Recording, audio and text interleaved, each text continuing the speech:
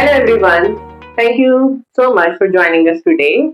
It's been a great pleasure to meet you online with our industry partners, startup founders, all the students that we kept engaging with from past 17 to 18 years.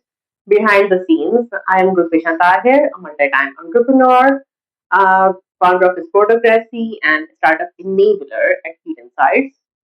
And I'm Shahid Inayet, Director of Operations at Heat Insights.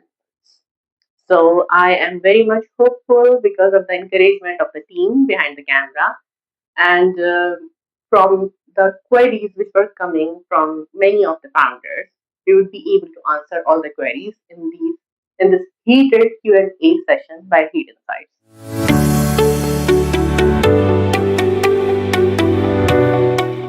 A very good question. And I would like to highlight this that this wasn't Heat Insights since always. Instead, it was GS Enterprises, and I have got the proof in front of me. So you can see that was written on a leaf, and this was signed in 2008 when we were doing our university projects. And after the successful entry into the corporate sector, I came up with this idea to write this GS Enterprises on a And leaf. and then, of course, the idea for Heat Insights, of course, who came up with that idea as well. So it was you who came up with the idea to have an abbreviation of Heat. Thanks for the So credit. that was Heat, hype, and then entertainment and advertising and technology. So initially, we started off with it was all about publicity, hype, and entertainment, every kind of marketing content that would convert into entertainment, and then, of course, advertising, and moving on to technology.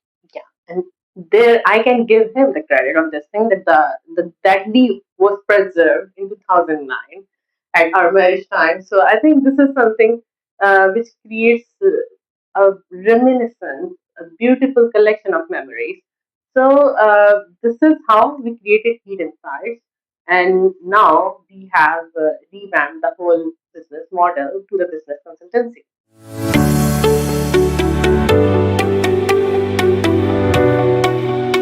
When we started it in 2013, actually, when we established in 2013, the whole focus was on the digital marketing, creating the right campaigns for the customers, creating the proper visibility, running performance matrix campaigns, and brand positioning.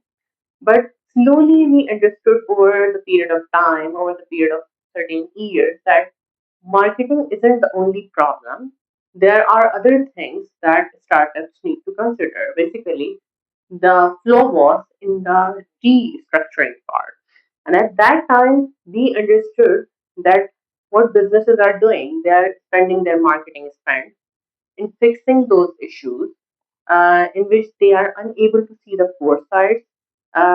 They keep believing, they keep trusting onto certain processes with which they actually intended to run the particular business. But the trends are changed. There is a different micro trend, there is a different macro trend that you have to keep your focus on. That's true. Actually, when we started our initial campaigns, it was more focused on social media and digital marketing. But when our clients saw that we are able to solve their marketing problems, then they reached out to us to solve the business processes. And eventually, we were able to restructure their whole organizations and offer them business consultancy services at a different level.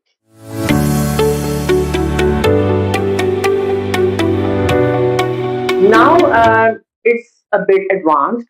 So now we are helping businesses with the redesigning phase, making processes smooth with the sustainability and clarity objectives. Wherever you really want to start your business with, you really want to initiate your startup from.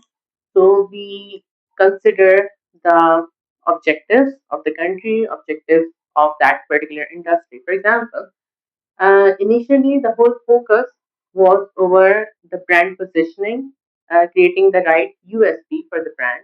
But now, as we are rapidly moving towards that phase where we are seeing the AI era in which all the digital footprint is really getting very important. So we are focusing more over the personal branding rather than only the business branding.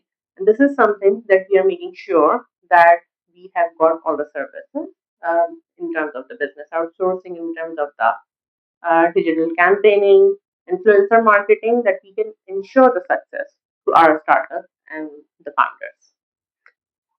Yes, and this part about personal branding and networking is usually understated and not recognized by the founders because they are more focused on the business processes or the idea innovation, but they forget that at the end of the day, it's their story that inspires investors and people to actually invest in their business or buy anything from them.